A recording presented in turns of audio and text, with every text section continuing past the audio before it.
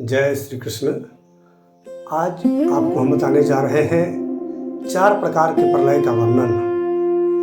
भागवत महापुराण का पहला ही श्लोक है, सच्चिदानंद रूपाय विश्वोत्पत्त्यादि हेतवे तापत्रय विनाशाय श्री कृष्णाय वयं नमः। सच्चिदानंद स्वरूप भगवान श्री कृष्ण को हम प्रणाम करते हैं, नमस्कार करते हैं, जो जगत की उत्पत्ति, स्थिति और प्रलय के हेतु हैं तथा आध्यात्मिक, अधिदैविक, अधिभौतिक तीनों प्रकार के तापों का नाश करने वाले हैं। तो भागवत महापुराण का पहला ही श्लोक जगत की उत्पत्ति, स्थिति और प्रलय से वर्णन करता है। शुरुआत होता है यहीं से भागवत कथा का प्रथम श्लोक से, जिसमें जगत की उत्पत्ति, स्थिति, प्रलय। तो उत्पत्ति और स्थिति का तो बहुत से हमने वीडियो बना रखा है, फिर बनाऊंगा, लेकिन आज प्रलय का वर्णन। तो 4 प्रकार का प्रलय होता है, नित्य प्रलय, नैमित्तिक प्रलय, प्राकृतिक प्रलय, आत्यंतिक महाप्रलय। तो नित्य प्रलय क्या है? प्राणियों का रोज जन्मना मरना, रोज पैदा होना, रोज मरना, ये लगा रहता है। तो और संसार की सभी वस्तुएं परिवर्तनशील हैं, जिनकी 6 अवस्थाएं हैं, पैदा होना, रहना, बढ़ना, बदलना, घटना, नष्ट होना। तो ये सब नित्य प्रलय के अंतर्गत आते हैं। अब आता है नैमित्तिक प्रलय। तो ब्रह्मा जी का जब एक दिन पूरा होता है तो हम लोगों का, मनुष्य लोग का 1000 बार चारों युग व्यतीत हो जाता है। ब्रह्मा जी के एक दिन में 1000 बार हम लोगों का चारों युग व्यतीत हो जाता है।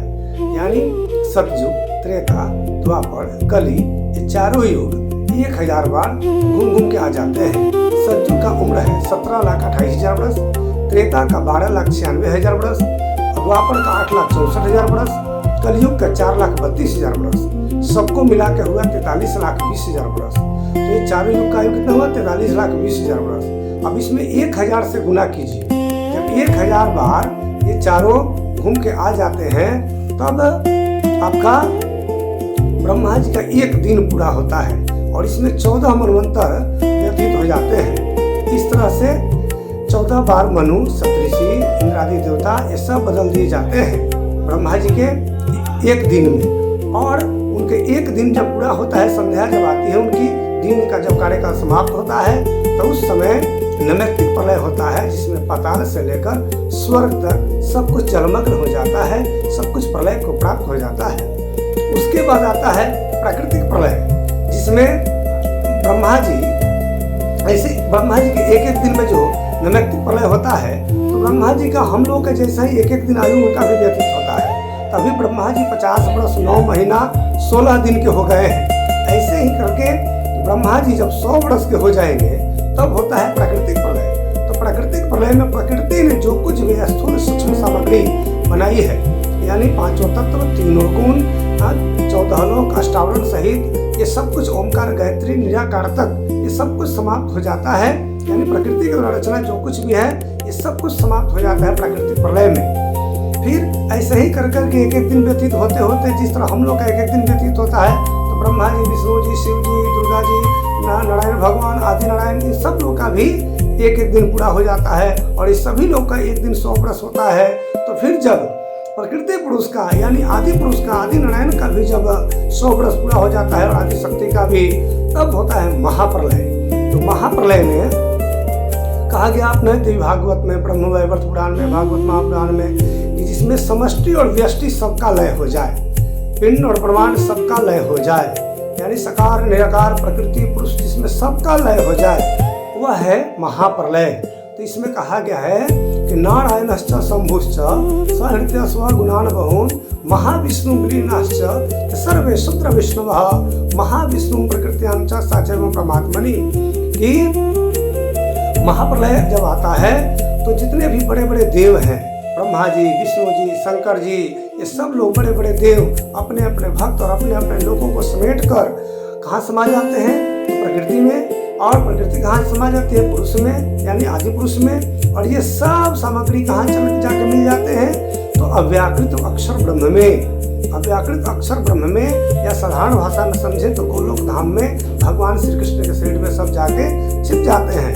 और भागवत की भाषा में समझे, उपनिषदों की भाषा में समझे तो ये सब अक्षर ब्रह्म के चतुर्थ पाद जो अव्याकृत ब्रह्म है उनमें सब समा जाते हैं। क्यों? क्योंकि ये उत्पन्न अव्याकृत अक्षर ब्रह्म से ही हुए हैं। यानी सृष्टि जब ये नहीं थी तो सृष्टि के प्रारंभ काल में अव्याकृत अक्षर का उल्टा प्रतिबिंब पड़ा। वह प्रतिबिंब निर्जीव अंडाकार होकर हजारों वर्षों तक मोह रूपी जल में तैरा। फिर उसमें अव्याकृत अक्षर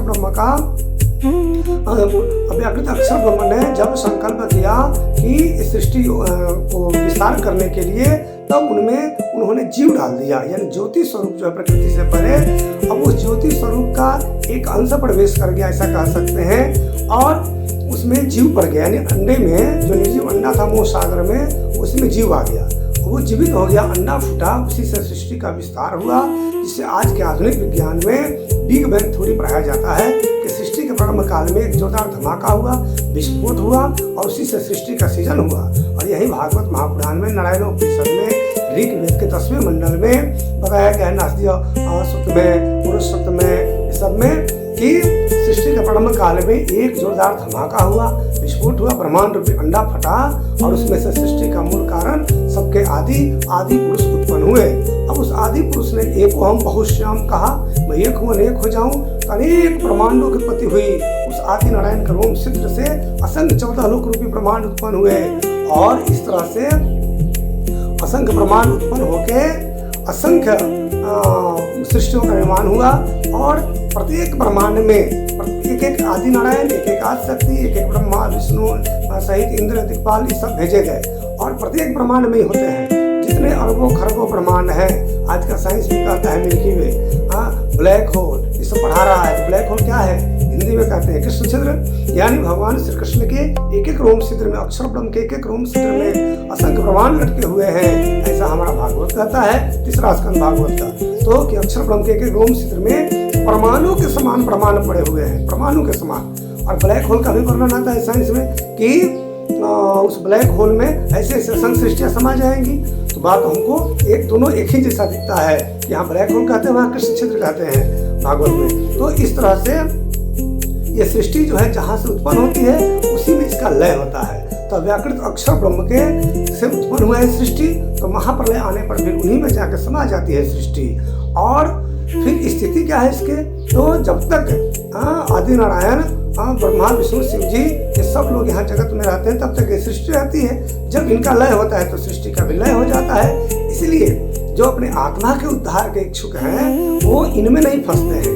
इनको उत्पन्न करने वाले जो अविनाशी अक्षर ब्रह्म है, उनको जानते हैं ऋषि मनीषीगण। और उससे भी परे अक्षरातीत परमात्मा है। जैसे भागवत गीता में 3 पुरुष का वर्णन है, द्वाविमो पुरुषो लोके क्षरश्च अक्षरे वचः क्षर सर्वाणि भूतानि कुटस्थो अक्षर उच्यते उत्तमः पुरुष अस्तमन्य। यानी क्षर और अक्षर, जो क्षर पुरुष है आदि पुरुष, उसको उत्पन्न करने वाला अक्षर पुरुष, अक्षर ब्रह्म, उसके 4 पाद, अव्याकृत सबलिंग केवल सत्स्वरूप, और अक्षर ब्रह्म से भी परे उत्तम पुरुष अक्षराधीश परमात्मा है, जो हम सब के पूजनीय हैं, सबको, सभी आत्माओं के स्वामी हैं। इन्हीं को कुरान में कहा, ला इलाहा इल्लल्लाह मुहम्मद रसूल अल्लाह, यानी ला यानी नहीं, इलाहा यानी जो अविनाशी है, इल्लल्लाह जो सजदा करने योग्य है, जिसकी पूजा करनी चाहिए। इसी को शिव पुराण में कहा पशुपति, पशु पास पति, और पशु कहा क्षर पुरुष को, पास कहा अक्षर ब्रह्म को, पति जो सभी आत्माओं का स्वामी है। इसी को कबीर साहब ने कहा, हद चले सो मानवा, बेहद चले सो साध,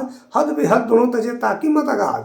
यानी इस सृष्टि को प्रकृति से का जो जितना विस्तार है प्रकृति पुरुष का, पाताल से लेकर आदि नारायण तक, इन सबको जानने वाला, पाताल से लेकर वैकुंठ, ओंकार, साकार, निराकार, प्रकृति पुरुष, सबको जानने वाला मानव कहने योग्य है। जो मानव कहलाने के योग्य हो गया, जो जिस सृष्टि में रहता है उसको जान लिया, तो वह मानव है।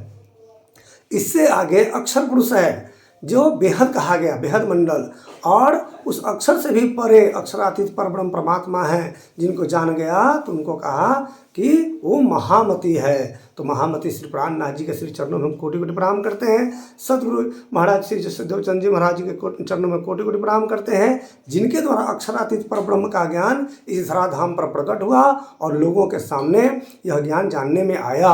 अन्यथा अक्षरातीत परमात्मा को तो कोई जानता ही नहीं था। अक्षर ब्रह्म को भी सब लोग नहीं जानते थे, लेकिन वो परब्रह्म परमात्मा अक्षरातीत स्वयं जब महामति प्राणनाथ के रूप में प्रकट हुए, तब ये जाना गया सब ज्ञान। और इस तीसरा तो सृष्टि का स्थिति जो है, ये भागवत महापुराण के 5वें स्कंद में, तीसरे स्कंद में इस सब विस्तार से वर्णन है, जिसे आप सबको पढ़ना चाहिए। रोज विद्वान बनने के लिए रोज एक नए ग्रंथों का अध्ययन कीजिए। जिससे आपको सब कुछ समझ में आए। अपने से पढ़ेंगे नहीं तो किसी का कुछ सुन लेंगे, किसी का कुछ सुन लेंगे और उसी में मंथन करने लगेंगे कि यही सत्य है। नहीं, अपने से अध्ययन जरूर करना चाहिए प्रत्येक मनुष्य को कि शास्त्रों में क्या लिखा है। जिन जानो शास्त्रों में नहीं, शास्त्रों में सब कुछ है, पर जीव सृष्टि क्यों पावहीं जिनकी अक्ल है तुच्छ। इसलिए शास्त्रों को जरूर पढ़ें। आपके शास्त्र आप ही के लिए बने हैं। और इस तरह से रामायण में भी परमात्मा की ओर संकेत किया गया है बालकांड के 143 दोहा 3 चौपाई कि उसमें कहा गया नेति नेति जहि वेद निरूपा निजानंद निरूपाधि अनुपा शंभु बिरंची विष्णु भगवाना उपजहि जासु अंशते नाना। इस तरह उत्तम पुरुष परमात्मा की ओर सब जगह शास्त्रों में संकेत किया गया है, बशर्ते पढ़ने की जरूरत है। गुरु नानक साहब भी कहे हैं कि क्षर से पढ़े अक्षर से पारा वाहे गुरु का करो विचारा। यानी सच्चिदानंद परब्रह्म जो सारे जगत का सदगुरु है उसका ध्यान करना चाहिए। सभी आत्माओं का वही स्वामी है, सबका प्रियतम वही है। उस उत्तम पुरुष परमात्मा को पूजने मात्र से ही सारे सृष्टि की पूजा हो जाती है। जैसे वृक्ष के जड़ में पानी डालने से पूरा पेड़ हरा भरा हो जाता है, पत्ते में पानी डालेंगे देखने वाले भी मूर्ख कहेंगे। इसलिए सच्चिदानंद ब्रह्म की उपासना करना चाहिए, वही हम सभी आत्माओं के स्वामी हैं। उन्हीं के जुगल चरणों में कोटि कोटि प्रणाम करते हैं। और इसी के साथ फिर मिलेंगे अगले वीडियो में। जय श्री कृष्ण। प्रणाम जी प्रणाम।